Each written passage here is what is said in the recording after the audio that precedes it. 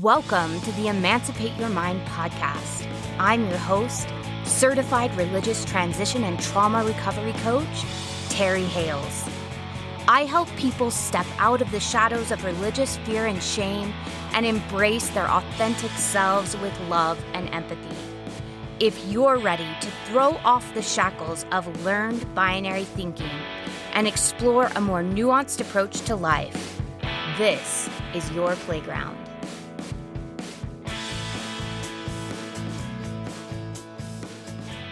Welcome, everyone, to the Emancipate Your Mind podcast. Today is going to be a fantastic episode. I've got Sally Osborne on the line today. She is a coming out coach, is the way she describes herself.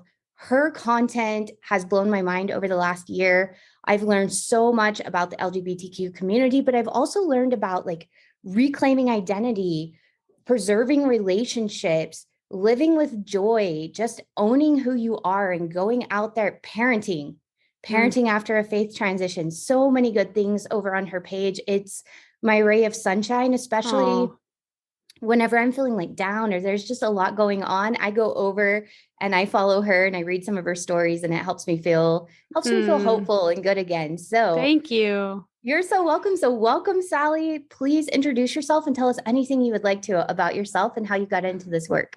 Yeah, well, so happy to hear that. That's that is oh my gosh, that's the best thing you could have told me. So thank you. I am a coming out coach. I am a content creator. I have my own podcast, and just trying to spread the word, spread the good word. I feel kind of like a missionary. So I was married to a man. I was raised Mormon, got married when I was 19, had 3 kids with my ex-husband, and then it all came crashing down. And we had a faith crisis. We left the church. And then not too long after that, I met my current partner and realized I was gay and came out of the closet and got a divorce. And now I am co-parenting with my lovely fiance, Lena, and we have a collective 7 children, and They call themselves the Rainbow Squad. I love that. Ages 4, 7, 7, 9, 9, 9, 11. So they're all similar age. We have 6. We have 6 at the elementary school down the street. And so it's a party, and we have a lot of fun, and it's also been the hardest thing I've ever done. So joy, pain, all of it, not asleep anymore. Yeah, I think that's probably one of the most honest ways I've heard anyone talk about that. It's such a paradox. You're holding such conflicting feelings all at once. Absolutely. Yeah. So you went through your own transition. So I am curious. Yeah. Whenever you came out as gay, did you also come out of the church all at one time, or was it kind of like one and then the other? Yeah. So in 2017, my ex-husband and I officially left the church. He went through a faith crisis for 2 years before I was open to hearing anything. Our marriage was kind of getting difficult because we were growing in different directions because he was having this awakening and I was closed off to it. But a wonderful counselor that we met with told me that he just needs to be seen and heard. And so I'm like, okay, I'll hear you out. And I didn't think my testimony would be affected by that, but of course it was. And it was devastating, traumatic. I was fully believer. I was myself as much as I could be, as much as I knew, but I believed, I truly believed. And so my world came crashing down, and it was definitely something that I wouldn't wish on anyone to go through. But at the same time, it brought me to where I am now. It's worth it. It's totally worth it. So, and then in 2019, I came out. I kind of went on a journey after I left the church. I realized that I didn't know who I was. Essentially, I had to reevaluate everything. How do I actually feel about this and that and the other, where the church had told me what I believed in.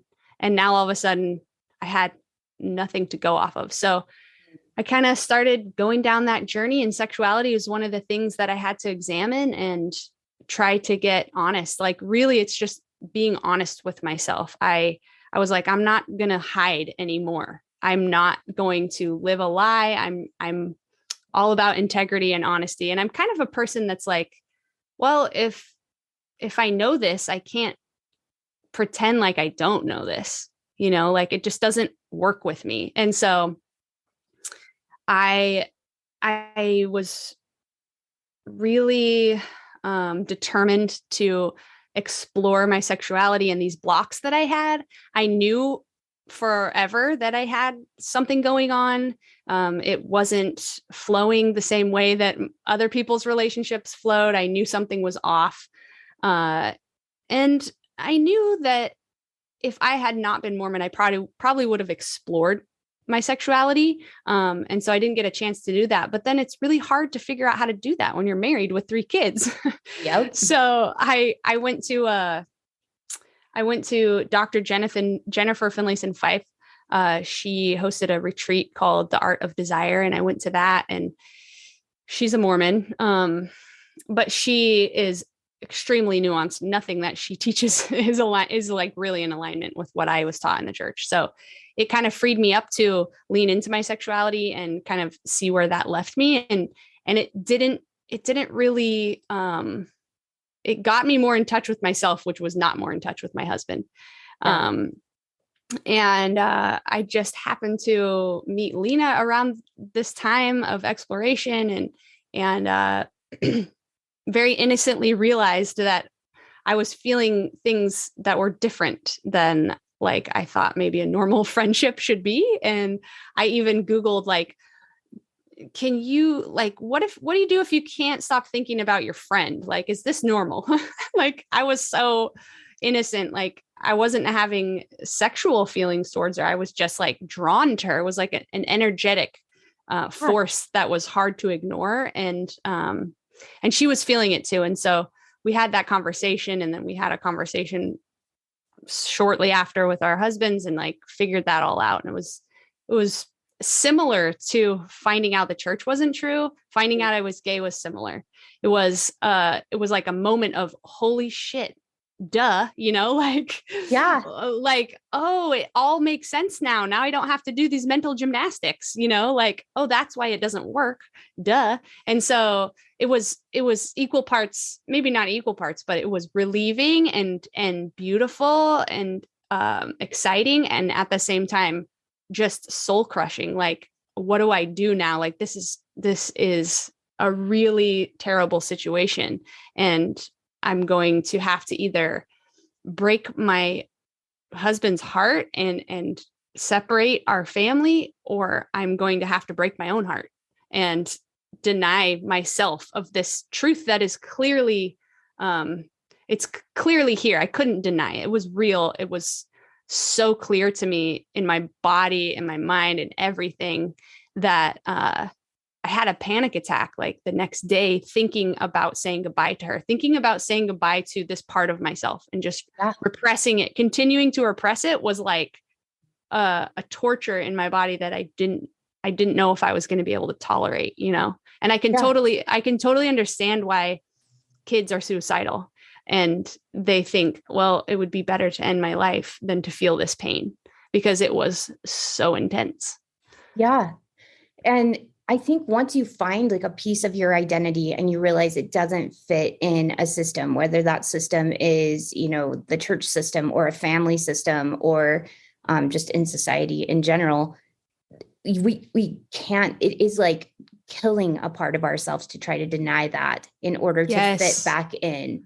So once you've woken up to that, once you've realized this is who I am, then it's no longer just a neglect of that part of yourself. It feels like an active killing of that part of yourself. Yeah. Like I would be walking around as a zombie, like just lifeless.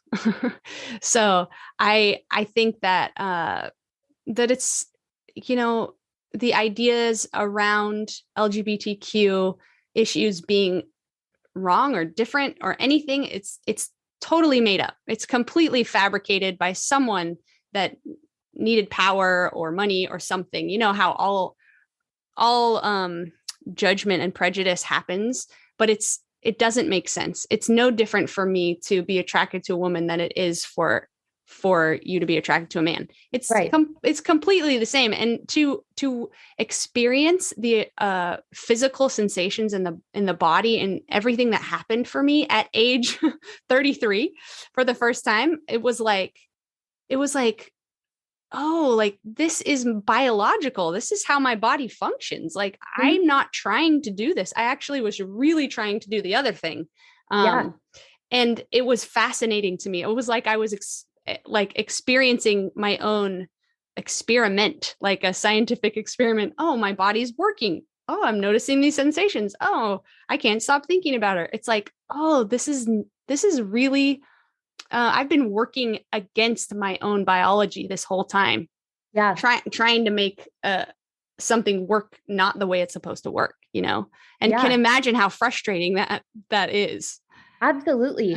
Well, and I mean, I have clients that, I don't know if you experience this as well, but I have clients that are just going through those beginning stages of a religious transition that will identify as asexual for a little while because they've repressed their sexuality for so long. And often by the time we're done working, they're like, maybe I'm not asexual. Yeah. Maybe actually I do function and I am interested in sexuality. I'm just not interested in sexuality the way I was taught to be interested in sexuality. Yeah. So that's a good point. We just watched, what is his name? The singer. David Archuleta. Yeah, he just went through that same kind of like progression where I remember, was it last year or the year before, he came out and said that I'm asexual. Yeah. And then was like, actually, no, I'm gay. Yeah. And you could just see the difference in those announcements too, of kind of that paradox of feelings that you were talking about, of this is who I am. And also now I have to grieve not living true to myself for all of this time. Yeah. Yeah. Lena and I's first year of being together, and we processed a lot. We went through all kinds of pain, just grieving the life that we didn't have, and also grieving the life that we did have, that we transitioned out of. And it was just intense, like a lot of intense processing, beautiful and difficult at the same time. You can't come out of that process the same. Yeah, you absolutely transform. And I think that's what I love about your message, is you show that you can transform, and it gets to be not just as good as it was, but even better, because you're living as who you were meant to be. And there's no price for that. Like it's so worth it to go on whatever journey it takes to get to being who you are and allowing yourself to just be free. Yeah. It's like it feels like what we're here for, to evolve and to discover who we are and to have experiences. And I'm not here to like be asleep. I don't want to purposefully ignore all these things that are coming up, because then what? That's so boring. It's like so boring and so like just not what I'm here for. So bring it on. Yeah. Well, and I mean, you and I think probably both experience this when we're in an organization where everyone is supposed to be asleep. Everyone's supposed to fit in a box. Everyone's supposed to be the same. Everybody feels like a replica. Like, I mean, I was sitting in a ward council at one point with a couple of other women, and we were in a different ward, and she said, oh, that person reminds me of so-and-so in my ward. And that person reminds me of so-and-so. And it's like the blinders just fell off, and I was looking around and I was like, I'm in a Stepford Wives movie. I'm wearing this. Yeah. I was like, I'm wearing the same, LuLaRoe skirt and the same Target cardigan and the same. And I was like, my hair is cut the same. Yeah. Yes. It was crazy. My gosh. That is crazy. I remember, I look back at pictures of myself when I was a Mormon sheep, and I can't recognize myself. I was in a costume. I literally look like I'm wearing a costume. And that is so true. I remember saying to my mom one time, in all honesty and, faithfulness, saying, Mom, I think God requires us to conform. Like, I think what he wants us to do is to just repress like what we want for his will. And like, that must be what he wants, because look at this. Like, I have this older brother who's really artistic, like on the extreme side, and he never, ever, ever fit in, even more than me. And I just struggled to understand why God would try to fit him in this box, because it tortured him so much. And that's what I came up with. I'm like, oh, that must be our trial in this life, is to repress and conform. And I literally thought God wanted us to do that. And I was willing to do it. It's like the scriptures say, not my will, but thy will be done. Right. Yeah. And I think whenever you realize you don't fit in the box, we come up with stories of, well, we've been told this is true. Mm-hmm. And so like, how do I reconcile this is true with, I don't fit? Yes. And I've always been shame. Yes. So that's much what shame. Happens. We do all these weird mental gymnastics. And I remember coming to that same conclusion. I was a very strong, ambitious, outspoken woman. Mm-hmm. And that did not fit the box. Who wanted to hike and do Pinewood derbies and asked if we could go fishing? Yes. And they were like, no, you're a girl. We don't do that. And I didn't want kids. I mean, if I'm being honest with myself as a teenager, like, I wanted a boardroom. So that's awesome. Yeah. So I didn't fit either in different ways. And it just like you're like, well, maybe this is how it's supposed to be. I'm supposed to suffer to show my love. Yes. Yeah. Yes. The more miserable you are, the more righteous you are. Yep. I definitely took that on as if I'm miserable, then I'm doing something right, until I got to the point where I broke. I, got diagnosed with clinical depression at the age of 30. Wow. And I just remember my therapist, who was not Mormon, being like, that's a lot. And I don't think that's a healthy way to live. Yeah. Yeah. Thank God for those therapists, huh? Right? Right? Yeah. Oh my gosh. Where would we be without them? It's because we literally lived in an alternate universe, an alternate reality, like the Truman Show. It's like these therapists are able to shine a light on the fact that we are in this matrix, and they're like, hey, look, you're in a cult. And so it's just, I'm so thankful for that. And it's also so trippy. I showed Lena the Truman Show for the first time the other day, and she was like, oh my God. Yeah. It's crazy. I watched it the year after I left. I mean, I watched it in and nothing computed. Yeah, same. I never watched it and was like, oh my gosh, that's my life. Yeah. But I watched it right after I left, and it was so triggering. It was so triggering and painful. I need to watch it again because I've done a lot of healing since then. I want to make some content around it.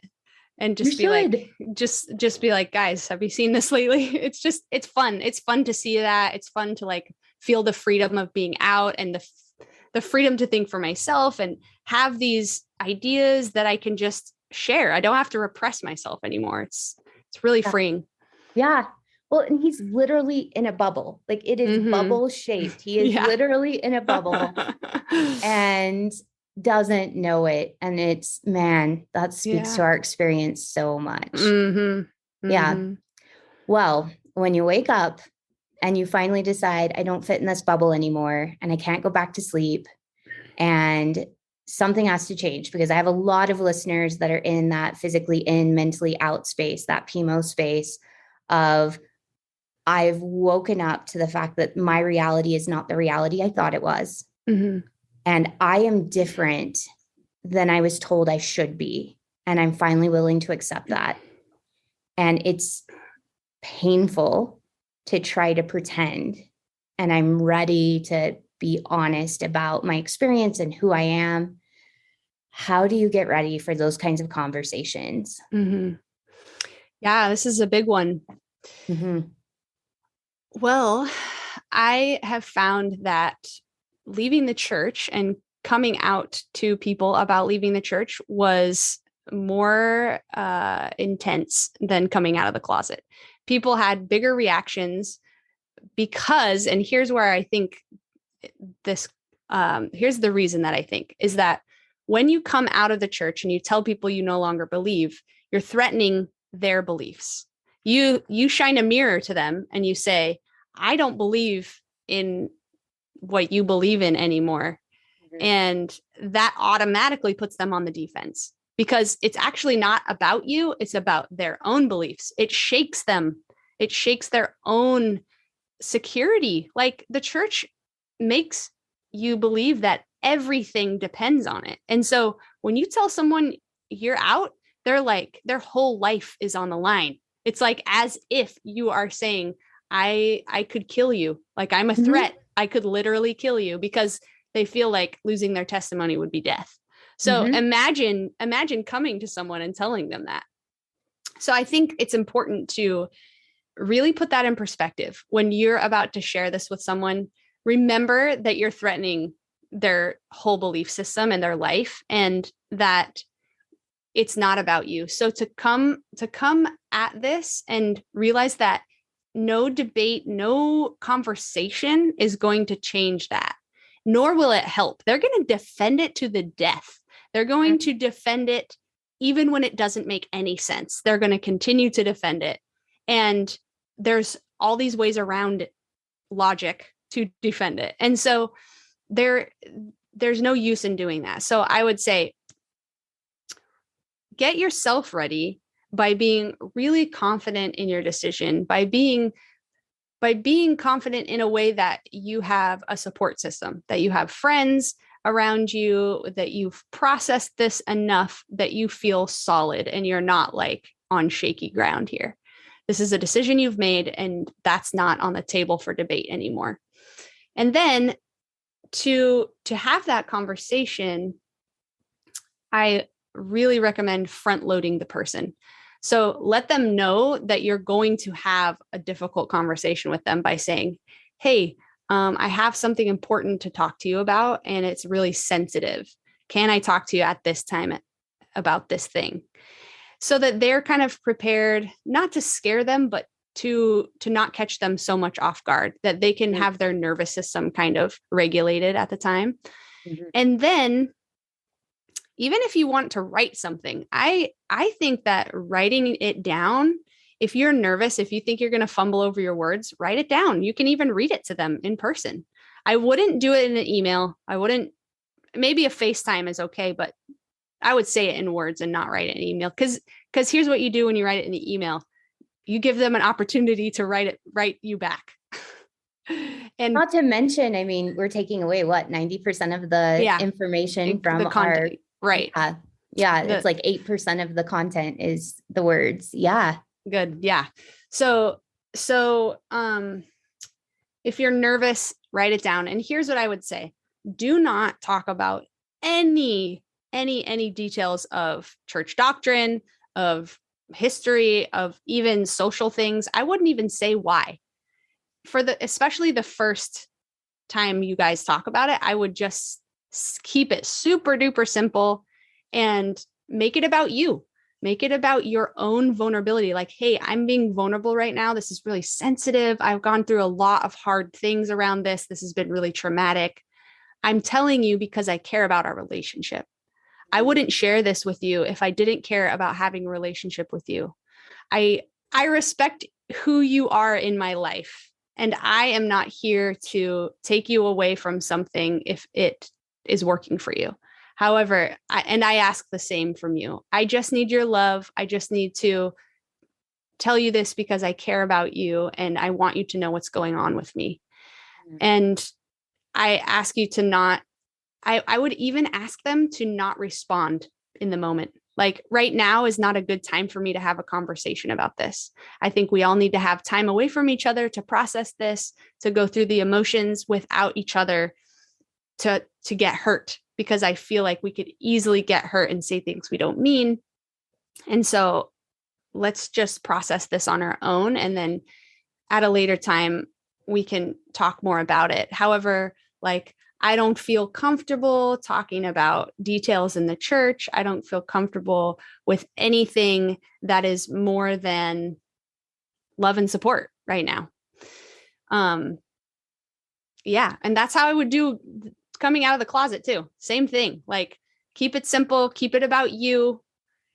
Remember, they're going to feel threatened. They're going to make it about them. They're going to feel like, oh my God, how did I not see this sooner? How did I not know she was gay? You know, I must be a bad parent. Or how did I not see this coming with the church? I should have, this is me. I'm a bad mom because my kid's leaving the church. Like, they always turn it around and make it about them. And it's just a human response. I'm not judging anyone for feeling that way. It's just how we've been trained. They've been conditioned to feel that way.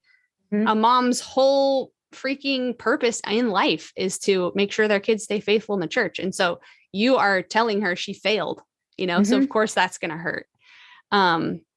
So just being really aware and making sure that you stay in your own body and that you are committed to these boundaries. You have to keep your own boundaries because it's tempting to want to explain yourself. It's super tempting. You're like, I just want to be seen and heard. I want you to understand why I left. But listen, they're not going to understand. They will not. So don't try. It's just going to make it worse.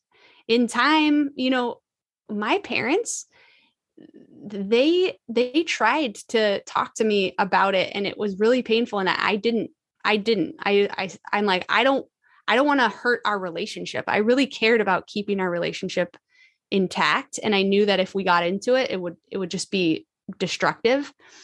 But guess what? They're on their own journey now. However many years later, they're having a faith crisis. And so, like, it's going to happen if it happens. And the best way to have an influence on those you love is to just live your truth and to not try to convince anyone if they're not open to it. Right. Yeah. They will go there if they're ready to go there. You are not going to help by pushing it or even by explaining, because when you explain yourself, they feel like you are pressuring them. They feel like you're trying to prove them wrong, and it will never be a way for them to understand you. They'll just feel defensive. Yeah. It can't come from you. Yeah. Well, and you brought up some really great points there. Like, first, we need to root into ourselves and our own decision. We can't be coming to our parents or to the people we're coming out to for validation. We need that first. Like, I feel very good about my decision. I feel really solid about this is who I am. This is what I want. So we do that first. And we know what our boundaries are. What are we willing to talk about? What are we not willing to talk about? And having a game plan for that, I think, is so important to have that game plan before we go into the conversation where emotions could run high, to prepare ourselves for, this is what I'm going to say. This is what I'm okay with. This is, you know, the space I need or what I need in order to then maybe have a later conversation where we can discuss more in detail, but this is what I'm willing to discuss. And this is what I'm not willing to discuss. And just being really clear about those boundaries.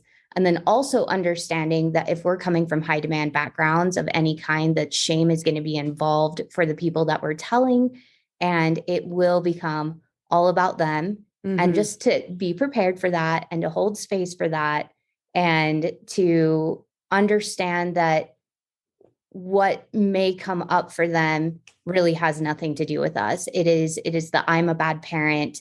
I've failed you somehow. I wasn't there for you. And it's the fear that comes along with, what does this mean for me? And something I love that you just brought up too is really emphasizing, I'm having this conversation with you because I care about you and I want to continue to have a relationship. And so this is really vulnerable for me. I think whenever we can verbalize vulnerability to other people, especially from high demand systems where being vulnerable doesn't look the same as it does outside of those systems. Like, yeah, it's a different thing. It's like an oversharing, and then you're not supposed to feel feelings about it. So being able to say, this is difficult for me. This is vulnerable for me. I care about you. Like, creating as safe a space as possible for this is about our relationship. And I'm sharing something that's sensitive with me, with you, because I care about you. You're giving them a gift by setting it up that way, to not put their foot in their mouth or to not hurt you. You know, you're like, I'm going to help you to handle this the way that you actually do want to handle it. Like, these people don't want to hurt us. They want to respond in love. And you're giving them that opportunity when you are able to front load them and say these key words that help take them from defensive to, oh, I'm going to help this person they'll feel good about themselves.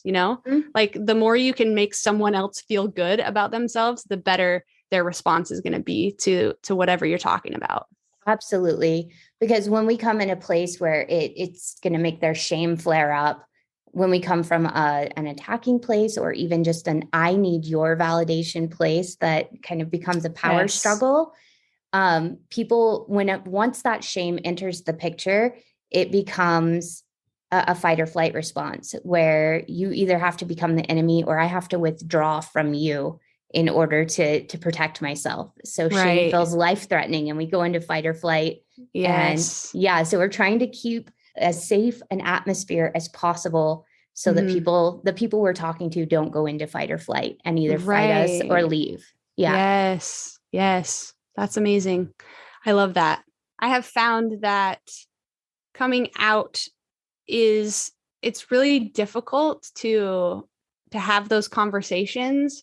But that's just the beginning. Like, I feel like you have those conversations and then the work comes in, then the work of like continuing in that confidence and showing them that you believe yourself, because if you start to waffle after that, or you become confrontational after that, like they're going to question you and they're going to start to they're going to get more comfortable around it. Right. It's often, this happens a lot with people that I have worked with where they'll come out and their parents will be super supportive. And then like 2 weeks later, they'll be at Sunday dinner and their dad has all this stuff prepared to tell and to like all this defense stuff. And so it's kind of a continuation. You have to stay, you have to protect yourself until you feel them shift, until there's enough time that's gone by where they see that you're not going to change. You can't be reconverted or be made straight, that they're going to finally not do that anymore. But I think I've seen that it takes time for that to happen. And It takes you holding your boundaries, Yeah. So what advice would you have for someone who is in that state or getting ready for that state where they're about to tell someone and then they know their boundaries are going to be pushed? Because of that shame response from parents, because of that idea that people need to be saved again if they leave or change their mind about religion, or if they come out of the closet. So there's going to be this like rescue mission that's going to happen because of the ideology that sometimes our parents have about these things. How do you hold yourself and how do you allow yourself to hold those boundaries with people you love often when sometimes you do feel alone? Like how do you do that? Yeah, it can be a very lonely place, an isolating place, especially when you've leaned on these relationships. I think Mormonism creates a codependent atmosphere in families and in the Ward family, even like we're very tight knit and very codependent. And so all of a sudden you don't have those people to take care of you and to validate you.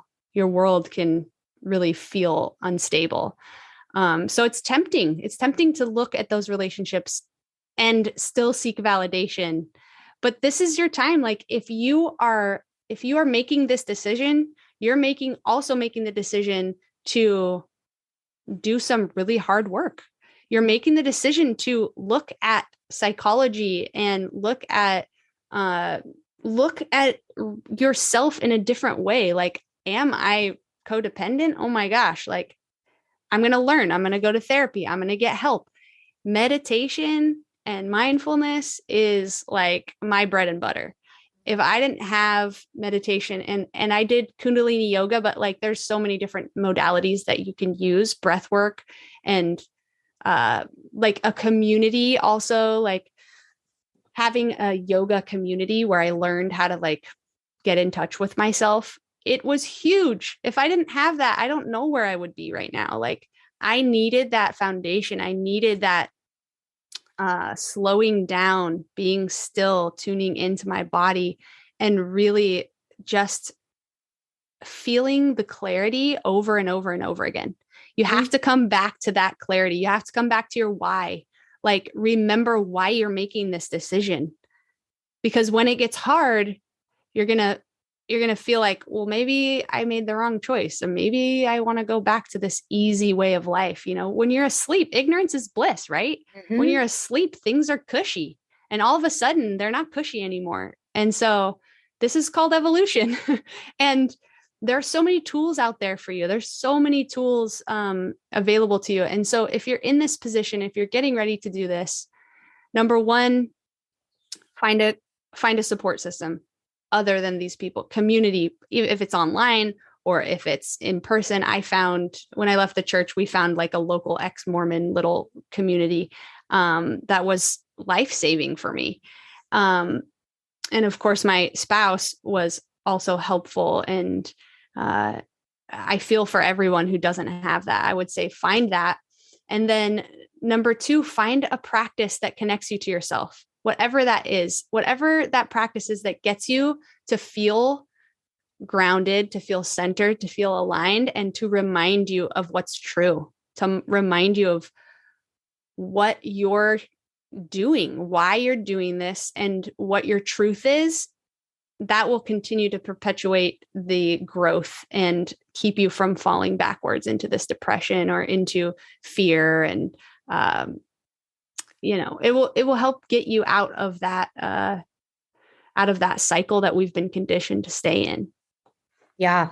Oh, these are all such great recommendations because the community really is so important, especially because for many of us, when we leave religion or come out of the closet, sometimes we do lose entire communities of people, and just having someone to rely on. Would you recommend that people look for that community before they have these discussions with family? I mean, at least online, like I'm assuming people have, if they're in that position, they've gone to Instagram or they've gone to, there's a couple groups on Facebook, Reddit, whatever you can do to like see and know that there's people that have done it and who are doing it and that you can too. Like that's just that. I think that's vital. Like you can't do something when you don't know that it's possible to do it, like it's just so important. I remember leaving the church and feeling like so numb and so scared. And the people that had already been there, I was like, how in the hell are you okay right now? Yep. You cannot be okay. You cannot have done this. This seems impossible. It totally seemed like insane for me to witness them being okay. Like, and so I needed that. I needed to know I was going to be okay and that it was possible. So yeah, it's not that you need to be codependent or that you need someone to like save you. It's just that you need that hope to hold on to while you're going through this and know that you will. And it's not dependent on how these people respond to you. There's all kinds of reactions. Sometimes families fall apart, but guess what? No matter what happens, you have all these other people who have done it. Like it's going to be okay. Right. Yeah, no, I think that is so important to see the light at the end of the tunnel and to see people who have been through what you've been through and to know it's going to be okay. And I think there's something really important too about having your experience validated, because sometimes there is a lot of gaslighting that goes along with the experience of coming out of the closet or leaving your religion behind. And also it sometimes triggers our own internalized shame from the indoctrination of, who we're supposed to be and what we're supposed to do to be quote unquote good people. That sometimes it's helpful to have somebody to say, hey, I'm in a shame spiral right now, and this is what I'm feeling. And to have somebody be like, okay, that makes sense. And like, let's think about this rationally. Does that actually make sense? Could you still be a good person and not religious? Could you still be a good person and think differently or live differently in, any of these different ways? So yeah, sometimes it's so helpful to just be able to voice that and be like, I'm feeling shame right now, and this is why. And to have someone say, I see you and you're still worthy And like, let's look at this logically right now. Yes. I love that. And I love that it's possible to do that. Like, you don't do that when you're Mormon. Like, no, that's not even a thing. And so to experience like that kind of vulnerability and to be held in that way, it's like, that can be so healing, to have that as you go into this, really harsh conversation, really like maybe a conversation where you feel totally invalidated, where you're looked at like a fallen angel. You're looked at like you've been taken over by Satan.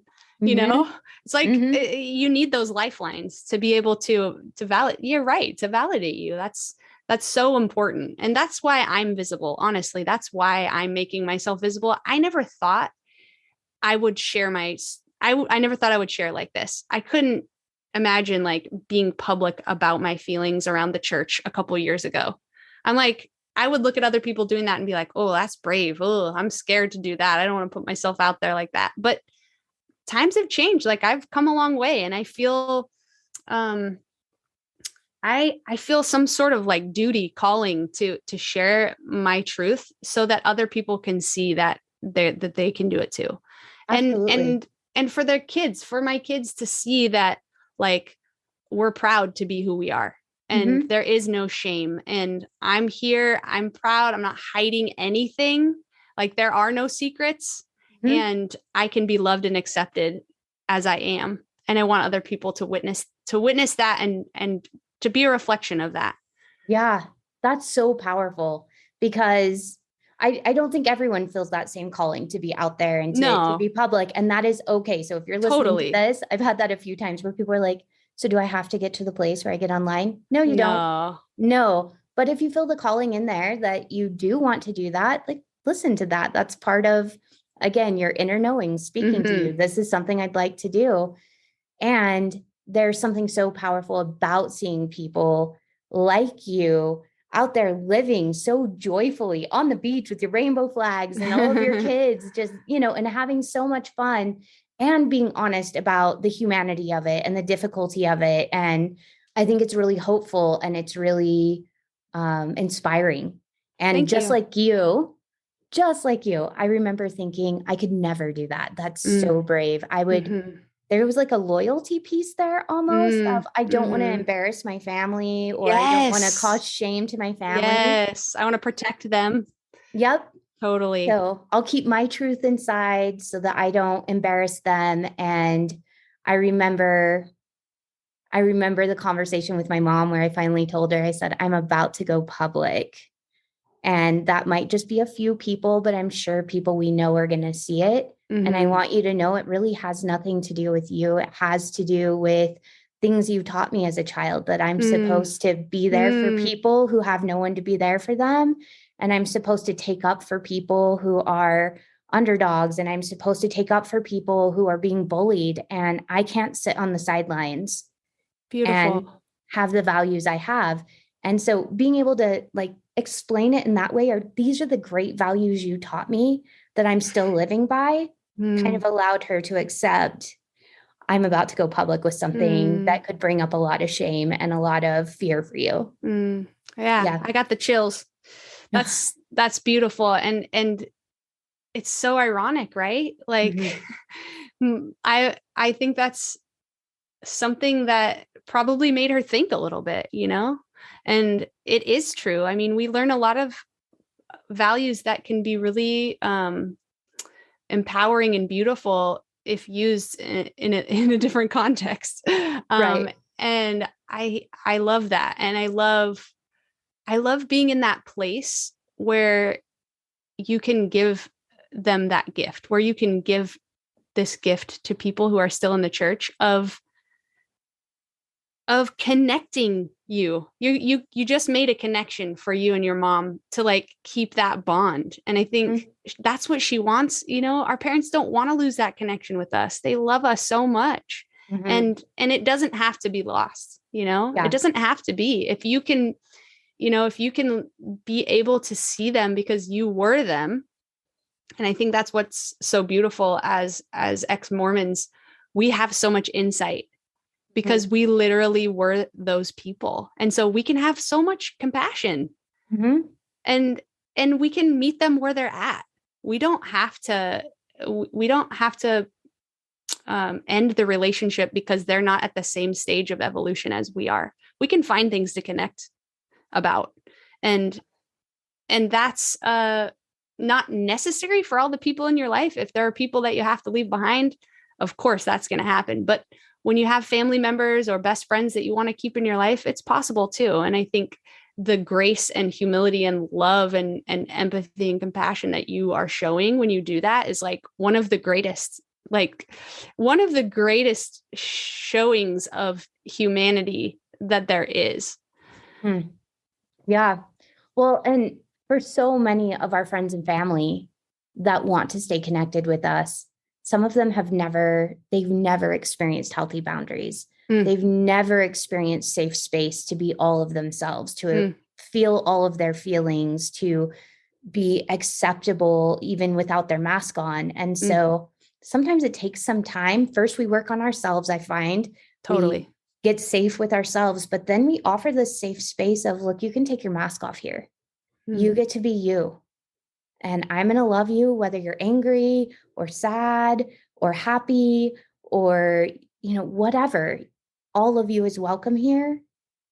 And all of me is welcome here. Neither of us, we talked about that codependency earlier, where so often we're taught to sacrifice ourselves so that someone else can be happy. And what we're doing is creating these safe spaces where all of us, it's a win-win for all of us. No one's sacrificing who they authentically are so that someone else doesn't have to confront hard things. We're saying, let's confront the hard things together and grow together. You're their teacher. Honestly, it's so beautiful. You're giving them this opportunity to evolve and step it up as a person, showing them a different way. There is a different way, One thing that I do want to say is that as a queer person, it does take it to a different level. It is really, really, really hard to be in a room of people where there's people who are outwardly saying, I don't believe you are going to be okay with God. That's a different thing. I've put out some content about allyship and can you be an ally within Mormonism? And what I came down to is no, you can't.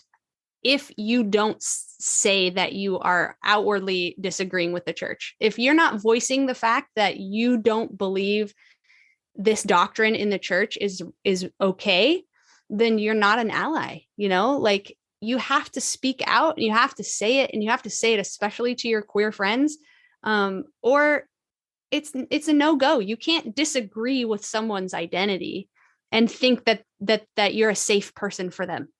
Yeah. You just can't.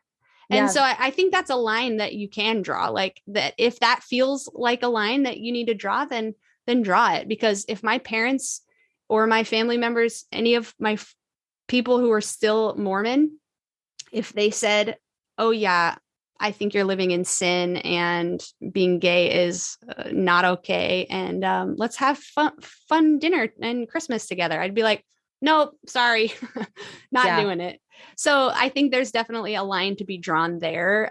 If that, you don't have to be okay. Cause I feel pressured a lot online when I say things like, you can't love the sin or hate the sin isn't okay. I get tons of pushback on that.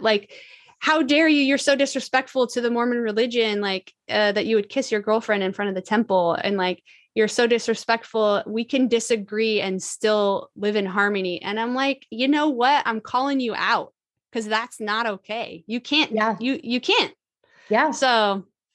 Well, and especially when, there's a group of people that want to take away rights, which we're actively seeing right now. We're recording this in March. And we're seeing, groups of people who think they're doing the right thing and are saving kids by taking away rights from the LGBTQ community and honestly terrorizing their families and these children.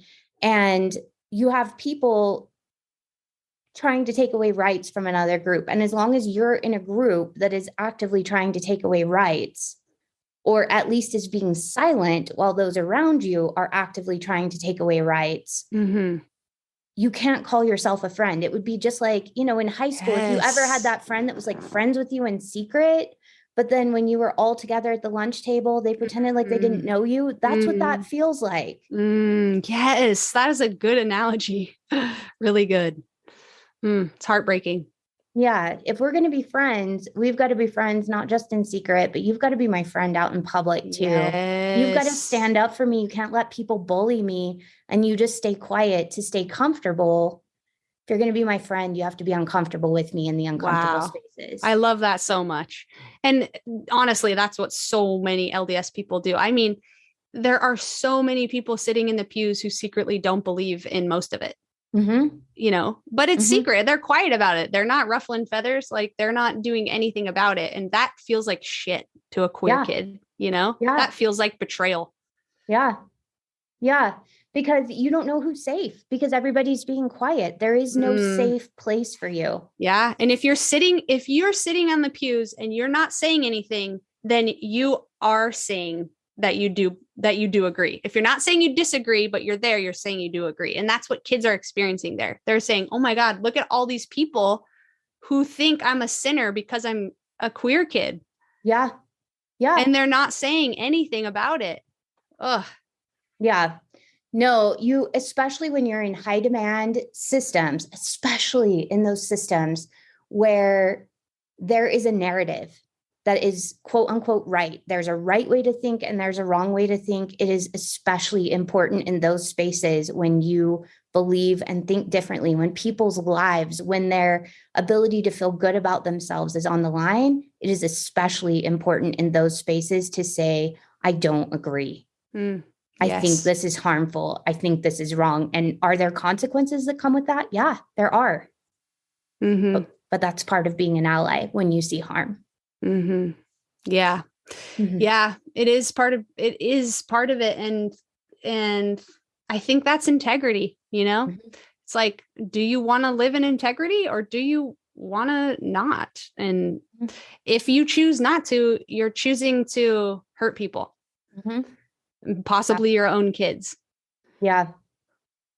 I do know people that do stay in the Mormon Church, but they are crazy vocal about what they think, and they endure all the same shunning that you and I have endured leaving the church. I don't understand staying. I'm going to be honest with my listeners. Do not understand staying under those circumstances.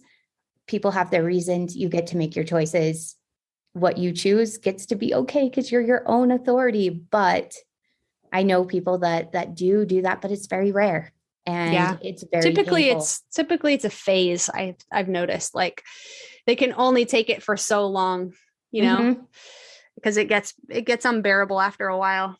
Or one of their kids comes out and they're like, oh, drawn the line. Or, you know, a policy comes out and they're like, that was the last straw. I can't do it, you know, because I don't know. I see the church doubling down. I don't see the church progressing. My feeling is, if I had to predict, I would predict that it's going to become a tiny little weird cult with a bunch of like extremists. And then everyone else is going to leave because it's not, they're not keeping up. No, they're going backwards. Well, and so often, I mean, I'm looking out in the world and I see the world kind of doubling down in so many ways. I feel like the ego of like the patriarchy and the, you know, the power structure and the white supremacy and the like straight privilege, like all of that is just the losing of power is freaking them out, and they're digging in instead of growing and evolving. Yeah. And I don't know. I think there will always be naysayers, but in yoga, we have learned that like right now we're in the age of Aquarius. We're in the Aquarian Age, which means we're in an age of shifting, like from one age to another, and to more enlightenment. So I see what you're saying, and I agree. I think it's like, obviously people are pushing back, but ultimately the next generation Mhm. is going to be more woke. And the people that are pushing back, they're going to die off. And I think we will progress as a human race to a certain extent after the boomers die off, and we're in a more we have fresh blood. Yeah. Well, I already see that in my kids, and I'm sure you see that in yours too. Like, they're so much more welcoming and accepting and open, and call out gaslighting. They see gaslighting like that. They see authoritarianism so quickly. No, I think I misspoke in that. I think I didn't complete the idea in that right now. I think we see the pushback, but it's like the death of the ego before the awakenment. Yeah. Beautiful. Yeah. Yeah. I'm excited to see what comes, because I mean, my life has been just full of surprises. So we'll see what comes next, Yeah, for sure. Well, thank you so much. Is there anything else that you would want to tell people who are, in this space of transition where they're wanting to live more openly about who they are? Is there anything else that you would want to add before we kind of wrap up for today? Yeah, well, thank you for having me on. I feel that what I would say is that the best is yet to come, and that it is an experience that will help you to feel more yourself. And that's our purpose. I think in the church, we're taught that we're supposed to be happy all the time, and that, it's the beautiful plan of salvation and all this stuff about like, we should feel this way. And no, like, we are just humans having a human experience, and emotions are temporary. Emotions come and go. We are not our emotions. We're not our feelings. We're not even our thoughts. Like, we are the thinker of the thoughts. And that's why I feel like meditation and these practices are so helpful, because they show us that we are our own divinity. We're our own God. It all exists in us, and that we're just on this ride. And don't expect life to be perfect ever. Don't expect this to be super easy. And having pain and having it not be easy doesn't mean you're doing it wrong. It doesn't mean you've gone the wrong direction or you've made a mistake. It means you aren't asleep anymore. And when you're not asleep, you're going to feel more of everything. You're going to feel more pain, and you're going to feel more joy. You're just going to be more alive. And so lean into it. Like, lean into this human experience. And if you're in this place, congratulations. Like, you've done something really difficult. You have done something that is really hard to do based on the cultural and familiar conditioning, religious conditioning that you've done. So kudos to you, like, and keep going. Like, don't stop. It's only going to get better from here. And when I say better, I mean more vibrant, more alive, just more living. And I love being able to like take away all the fear and the anxiety around experiencing certain emotions, and not having to put meaning on everything. Like, let's just lean in and ride this wave called life, Oh, I love it. Yeah. There's so much goodness ahead. And as we allow ourselves to sit with that, it just gets better and better as we allow ourselves to just experience life and know that we're safe experiencing life, and that we're going to survive it, and not only survive it, but thrive. We're going to do well. So thank you. I know people who are listening are like, where can I get more of you? Yeah. So tell them all the things, your podcast, social media, all of it. I am mostly on Instagram at Coming Out Coach. I need to get with the hip kids and get onto the TikTok more. I'm going to try to do that. And I have a podcast called Peace Out. I'm trying to be consistent with that. It's really fun. So go and listen. We have tons of cool guests on there. And I actually, there's a Hulu documentary coming out in June, and me and my fiance have been filming for almost a year, and there's going to be 4 episodes coming out in Pride Month. So look out for that. It's going to be exciting. And also, like, DM me if you want to talk about coaching, if you want to talk about, resources, slide in my DMs. And also we were on Mormon Stories not too long ago. So if you want a long version of our story, it's like 6 hours or something, you can hop over to Mormon Stories and find us on there.